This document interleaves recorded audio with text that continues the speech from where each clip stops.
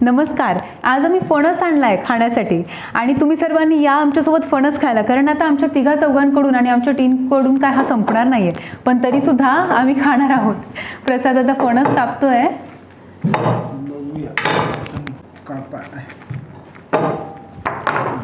हा, सुंदर.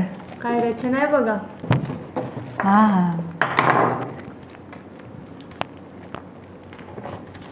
काही फळं किती प्रोटेक्टिव्ह असतात. नारळ आहे, फणस आहे, बाहेरून असे टोकेरी पण आतमधून पूर्ण मऊ.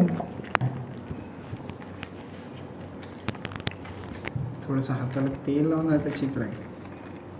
दे इकडे. आणि आपल्या शरीरासाठी किती लाभदायक आहे फणस. खूप फायदे होतात फणसाचे. आता आम्ही चांगलं तेल लावून घेतलेलं आहे, म्हणजे कसं याचं चीक हाताला लागणार नाही.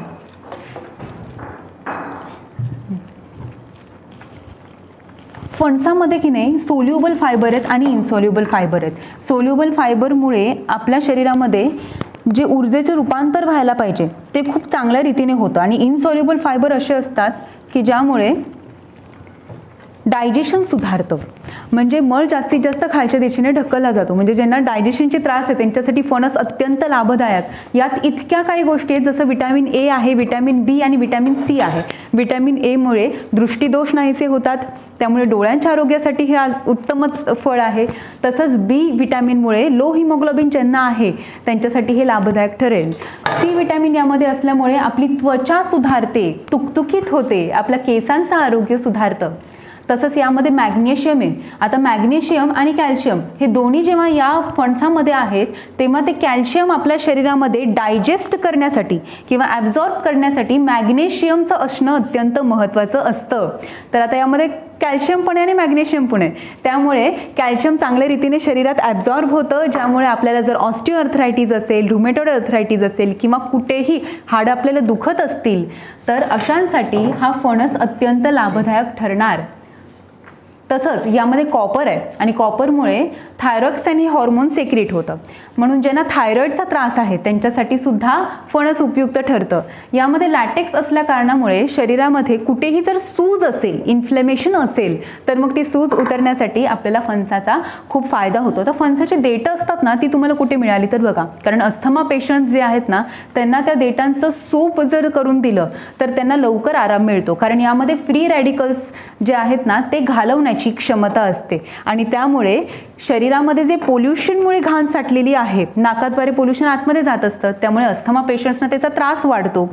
तर ते पोल्युशन जाण्यासाठी, हे फ्री रॅडिकल्स आणि टॉक्सिन शरीरातून निघून जाण्यासाठी फणसाची आपल्याला मदत होते. आणि म्हणून कॅन्सरपासूनही आपण दूर राहतो. कारण कॅन्सर म्हणजे काय? जुना झालेला आजार. आणि आजार केव्हा शरीरामध्ये सुरू होतो? जेव्हा सगळ्या पेशी आहेत त्या बिघडायला लागतात, खराब व्हायला लागतात. पण हे फणस शरीराला ताजंतवानं ठेवणार आहे, शरीरातल्या प्रत्येक अवयवाला पोषण देणार आहे. असं पोषण देणारं फणस आपण आपल्या आहारामध्ये घेतलं पाहिजे. आणि आता तर मस्तपैकी सीझन सुरू आहे, गावाकडेच नाही तर शहरामध्ये सुद्धा फणस चांगल्या प्रकारे विकलं जातं. फक्त आपण ते घेऊन आपण खायला पाहिजे, कारण याचे खूप फायदे होतात. किती गरे आहेत ना फणसाला. पोट भरून खाणार आहे आज आपण. ॲक्च्युली फणसाच्या गऱ्यांचा तरी उपयोग होतोच, पण त्यासोबत त्यातल्या ज्या बिया आहेत ना त्यासुद्धा अशा छान उकडून आपण खाऊ शकतो किंवा भाजून खाऊ शकतो. मला भाजलेले आणि उकडलेले दोन्हीसुद्धा आवडतात. मला फणसच खूप आवडतो खायला. आणि तुम्ही तशा प्रकारे बियांचा वापर शरीराला करून घेऊ शकता, कारण त्यामध्ये इरिटेबल बॉवेल सिंड्रोम ज्यांना आहे किंवा पोटात सतत गॅस होत असतात, पोट बिघडत असतं सारखं सारखं, गुड गट बॅक्टेरिया शरीरामध्ये यामुळे वाढतात आणि बॅड गट बॅक्टेरिया शरीरातून निघून जातात. त्यामुळे बियांचा वापर तुम्ही नक्की करा. तसंच कच्चा फणस असतो ना, आता हा पिकलेला आहे, हा छान गोड लागणार आहे. कच्चा फणस गोड आहे, खाते नंतर. कच्चा फणस जो आहे ना त्या कच्च्या फणसाची भाजी केली जाते. आणि कच्चा फणस यामध्ये ग्लायसेमिक इंडेक्स जास्त असल्यामुळे डायबिटीज ज्यांना आहे त्यांना याचा फार उपयोग होतो. तर कच्च्या फणसाची भाजी सुद्धा तुम्ही करून खा. आणि आंब्यानंतर फणसच महत्वाचं फळ ना. छान आहे, गोड, रसरशीत.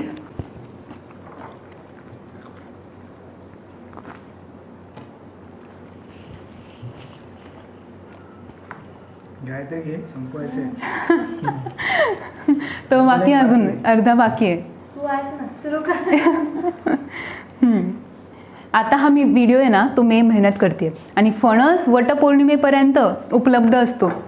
त्यामुळे तुम्हाला आता समजलं आहे की फणसामुळे आपल्या शरीराला काय काय फायदे होत असतात. ते हृदयाला, किडनीसाठी आणि लिव्हरसाठी सुद्धा हे अत्यंत उपयोगी फळ आहे.